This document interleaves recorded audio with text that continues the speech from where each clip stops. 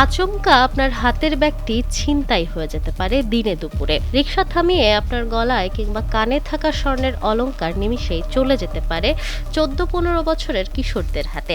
দেশের এই টালমাটাল অবস্থায় বেড়েছে এই কিশোর গ্যাংয়ের উৎপাত। ফের নতুন করে রাজধানীতে শুরু হয়েছে কিশোর গ্যাং সদস্যদের অপরাধমূলক কর্মকাণ্ড। কয়েকদিনে এই অপরাধী চক্রের বিরুদ্ধে শিশু হত্যা সহ চাঁদা না পেয়ে ব্যবসায়ীদের মারধরের অভিযোগ পাওয়া গেছে। পরিস্থিতি নিয়ন্ত্রণে নতুন করে সব থানা পুলিশকে নির্দেশনা দিয়েছে ডিএমপি। তাদের নিয়ন্ত্রণে নতুন করে অভিযান শুরু হয়েছে।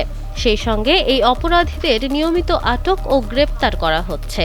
সর্বশেষ আদাবরে চাঁদাবাজির ঘটনায় কিশোর গ্যাং চক্রের 5 সদস্যকে আটক করা হয়েছে। ডিএমপির তথ্য অনুসারে গত 4 বছরে রাজধানীতে কিশোর গ্যাংয়ের অপরাধের বিরুদ্ধে কয়েক হাজার অভিযোগ পাওয়া গেছে। অপরাধ বিশ্লেষকরা বলছেন, দেশে কিশোরদের অপরাধমূলক কর্মকাণ্ড মারাত্মক সামাজিক সমস্যা হিসেবে দেখা দিয়েছে। যে বয়সে তাদের লেখাপড়ায় মনোযোগী হওয়ার কথা, ওই বয়সে তারা দেশের ভবিষ্যৎ প্রজন্মের জন্য বড় হুমকি হয়ে দাঁড়িয়েছে। Nafisa Nawal, Times today.